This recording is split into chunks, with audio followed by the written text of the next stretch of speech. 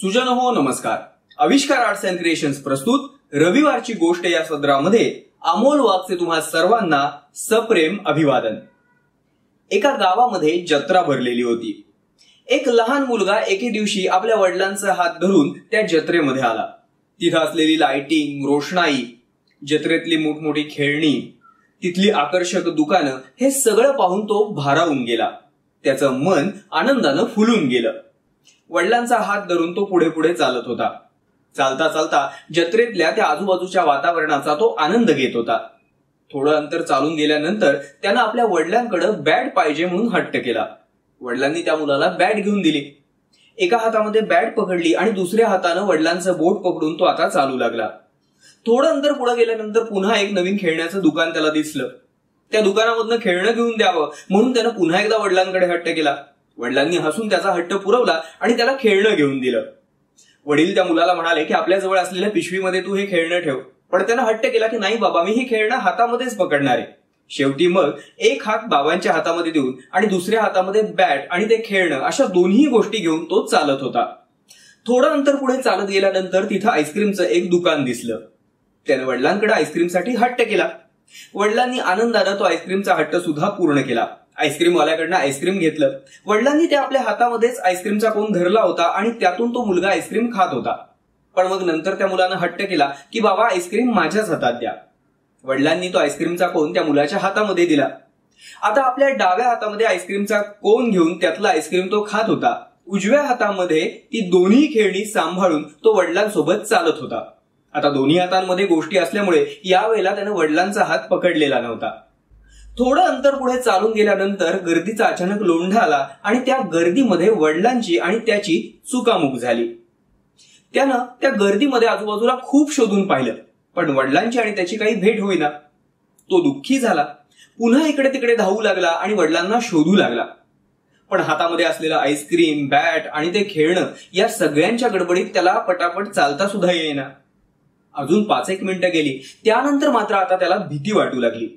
आपले वडील आपल्याला कुठंच दिसत नाहीत या भीतीमुळे तो आता रडू लागला. आजूबाजूच्या लोकांचं त्या रडणाऱ्या मुलाकडे लक्ष गेलं.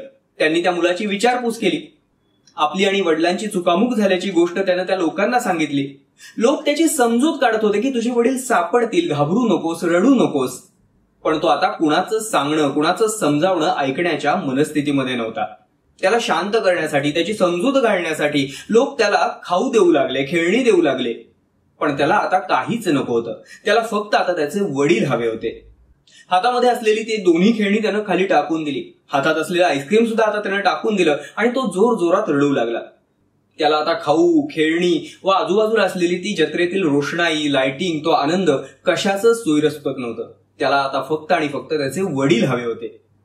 त्याचे वडीलही त्याला त्या गर्दीमध्ये शोधत होते आणि पुढच्या अवघ्या 2 ते 3 मिनिटांमध्येच त्याचे वडील त्याला दिसले. ज्या क्षणी त्याला वडील दिसले त्या क्षणी तो धावत जाऊन वडिलांच्या कुशीमध्ये शिरला आणि शांत झाला. अगदी छोटीशी ही गोष्ट पण खूप काही शिकवून जाते. परमेश्वरानं निर्माण केलेलं हे सुंदर जग म्हणजे एखादी जत्राच आहे. परमेश्वराने कृपाळूपणे आपल्याला मनुष्य जन्म दिला आणि या विश्वामध्ये, या जत्रेमध्ये आनंद घेण्यासाठी आपल्याला या पृथ्वीवरती सोडलं. या गोष्टीमध्ये जत्रेत हरवलेलं ते लहान मूल म्हणजे आपण आहोत आणि त्याचे हट्ट पूर्ण करणारे त्याचे वडील म्हणजे आपल्याला सर्व प्रकारचं सुख देणारा, आपला हट्ट पूर्ण करणारा तो आपला परमेश्वर आहे. परमेश्वरानं आपण आनंद भोगावा म्हणूनच ही सारी सृष्टी उत्पन्न केलेली आहे.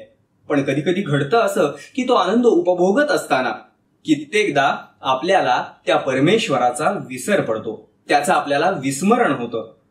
सुखाचे, आनंदाचे क्षण आपल्या आयुष्यात यावे म्हणून आपण नेहमी त्याच्याकडे हट्ट करतो, प्रार्थना करतो. पण सुखाचे, आनंदाचे क्षण जेव्हा आपल्या आयुष्यामध्ये येतात त्या क्षणाला कित्येकदा आपल्याला त्या परमेश्वराचं विस्मरण होतं. आपण त्या आनंदामध्ये इतके हरवून जातो की त्या दयाघन परमेश्वराची आपल्याला आठवण सुद्धा होत नाही.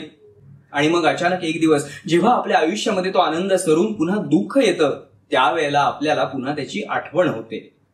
म्हणूनच विश्वाच्या या जत्रेमध्ये सुख असू दे, दुःख असू दे, आनंद असू दे वा संकट असू देत, कोणत्याही परिस्थितीमध्ये आपण जर त्याचं स्मरण राखलं तर आपलं हे आयुष्य खूप सुकर होऊन जातं. शेवटी आयुष्य म्हणजे तरी काय, जत्रेमधील रोलर कोस्टर राईड सारखं आहे. कित्येकदा सुखाचे उंचवटे येतात तर कित्येकदा दुःखाचे खड्डे सुद्धा येतात.